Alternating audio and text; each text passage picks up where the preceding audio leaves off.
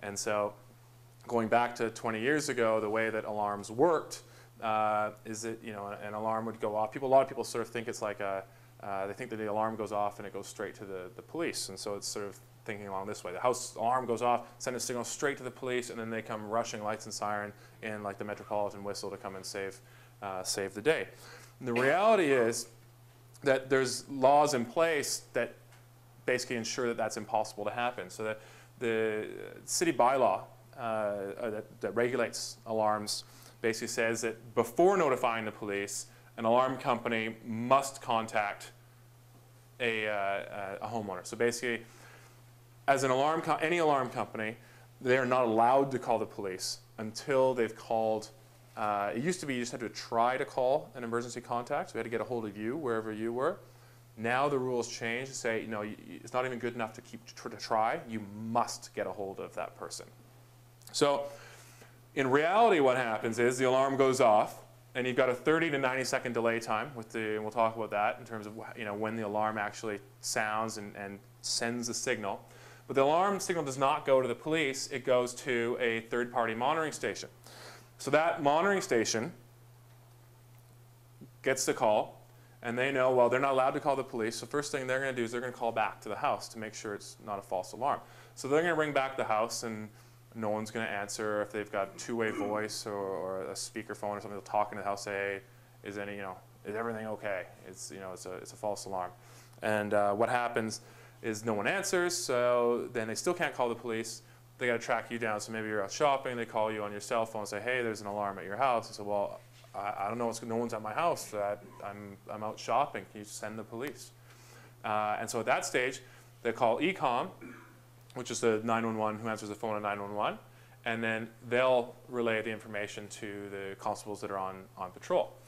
And an alarm call is considered by the police a priority 3 call, which is a pretty low, it just means it's not an urgent situation. And so what's going to happen is the police will get the signal, they will respond, and they'll get there in a bit.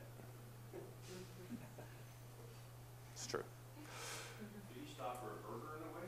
I'm sorry? Did he stop for a burger in a way? Well, no, these guys, the thing is, it makes a lot of sense as to why it happens that way, is because the police know that there's all these steps that have to happen before they even find out about it. So, because what the police know and what the cities know is that there's a 6 to 10 minute minimum before the police are even aware of the alarm. So what the police know is that no matter how fast they get there, they're coming to write a report because the bad guys are long gone. And so there's just no point. So that's why it was 1.5 years ago, the Vancouver Police had a patrol deployment study that they released to the media with their response times. And the priority 3 calls for alarms, the average response time is 2 hours and 6 minutes. And that's a lot of people's sort of experience has been, is that the alarm goes off and just the police just can't go. The reason that they can't go, and the reason that it makes no sense for them to go with lights and sirens to all of these alarm calls, is that 98% of all alarm calls are completely false. And the vast majority of that 98% is user error. You got everyone coming home, punching in their code, making mistakes, at the same time sending alarms. So 98% of the time, when the alarm companies call to the house, say, hey, is everything okay? The people say, oh yeah, no, sorry, that was me. It's just a false alarm. Don't worry about it. And so this is why you've got cities like Dallas, Las Vegas, Victoria, Whistler, Salt Lake City, that are just coming out with non-response policies. So the police and city council are just basically saying, this is stupid. It's a complete waste of our time. We're not going to send police chasing down these 98% false alarms. It's a waste of taxpayers' money. In Vancouver, what they've elected to do is, rather than doing an outright ban on doing it, they've created rules, say, okay, we will send them, but we're going to put all these steps in place first. And the challenge is that what ends up happening is that you create an environment where every alarm is assumed to be false until proven otherwise. But the problem is, by the time you've proven otherwise, it doesn't matter anymore. So nothing happens. A big reason, the reason why this has sort of become such a massive problem in the past few years, I'm going to pick on one company because it's my favorite to pick on, but is the free alarms. And it was actually ADT that started it maybe about 10 years ago, where they came up with financing plans where alarms used to be really expensive. And it used to be 20 years ago that you had to be wealthy to be able to afford to put an alarm in. And what the alarm companies figured out is that the real business is in the monitoring. It's in the recurring monthly fee. So the whole business changed to how can we get it as cheap as possible to give you something in your house that we can get a recurring revenue stream from. And so it put alarms into literally millions and millions and millions and millions of people's homes with a 98% false alarm rate, creating a massive issue for police departments everywhere. So if you go to Google and you search for free home security, you get 62 million hits immediately, and there's just you can pick. There's still starting to change a little bit. There's still tons of companies that'll do it. They'll put in the free system, but that's what's caused the whole issue of non-response, because there should be no urgency on it.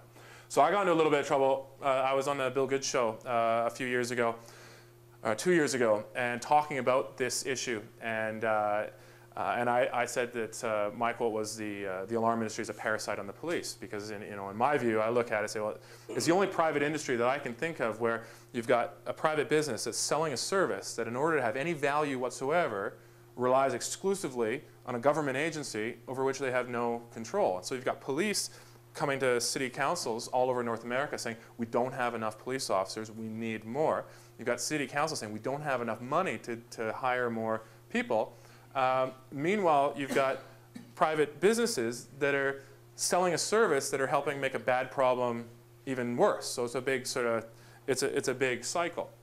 So we're fortunate enough to have a few other people that took offense to that line, and we got the security industry in Canada and the U.S. We had lots of that got reprinted quite a few times, and it's a big problem throughout everywhere in North America.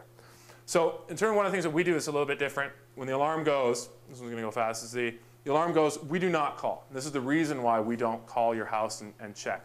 We assume if the alarm is going off, it's real and you want us there. So we dispatch ourselves. We have an automated dispatch process. If any of you are interested in coming for a tour afterwards, we can show you how we do that. The alarm goes off, we come.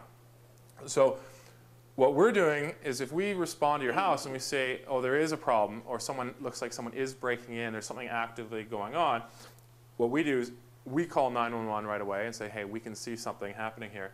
They relay it to the constables on patrol, who then come as a priority 1 call, because it's just like you looking out your window and seeing someone breaking into your neighbor's house. If you can see that and you call 911 and say, this is what's happening, police are all over it, and they'll come with, in our experience, they'll come with the dog. If you can say that the guy's there, the first thing they'll try to do is figure out if they've got a dog available, and if there is, that's the first sort of police officer to come in and try to take care of it.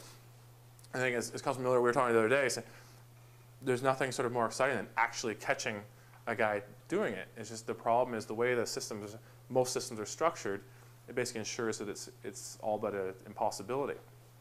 So